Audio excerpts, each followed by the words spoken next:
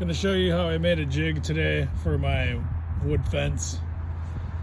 It's a 3-rail fence, and I've got my post cut 4 inches below the top of the board, and the board is down, the first runner is down 8 inches from the top of the board.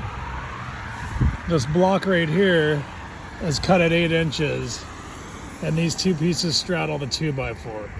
And this end is the channel where the fence boards, where it will sit in the fence boards. So this end is already at 8. I marked a board. So when I set the top on here, this will be at 8 inches.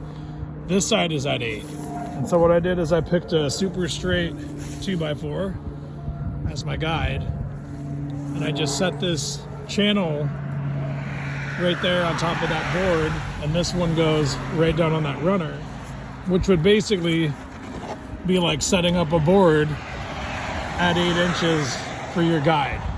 Well, this piece right here, it slides down the fence line as well as just using it for a top cap. Another benefit is this kind of just stabilizes your boards and holds them in here in case you need to walk away for a second or whatever else. So anyway, I'm going to slide this on top of the fence right now, and we'll see what it looks like.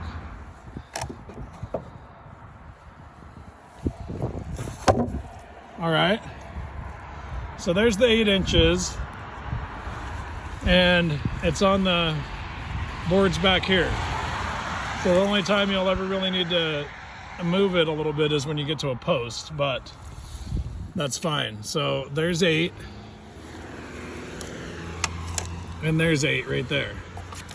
So all these other boards already been set at 8. So now you can just slide this down as you go. It's totally slidable. So if you want to put this at a point, let's say you have a bow in your 2x4, and maybe it's down or up a little bit, and you don't want to run just on the side of 8 inches every single time, go ahead and just slide that down all the way to the next bay and put this at the clip. This will be the most accurate point for where your marks are and where your 2x4 is mounted on the post. That'll give you the straightest run that you can get out of these boards. So I'll just go ahead and continue to just use this as a guide now. See how kind of simple it is. It's nice and sturdy, it's heavy, it doesn't really lift. So you can get it nice and flush. You can see down the line it's looking great. And if you want to use this and you do want to slide along, just go ahead and slide it down as far as you feel like it, to where you get to the last set. And that's how I use this guide to put this fence in and keep my boards straight. I'll take a little video of the fence when it's done so you can see what the results are like.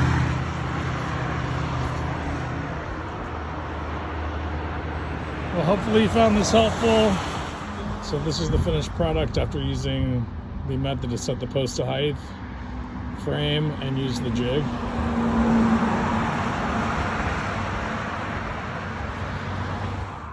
So here's where we started originally with the jig, setting the height, and laying all the boards out. So you see the finished product now.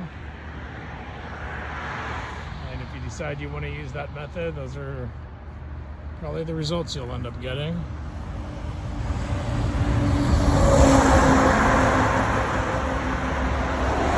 Hopefully you enjoyed all the tips.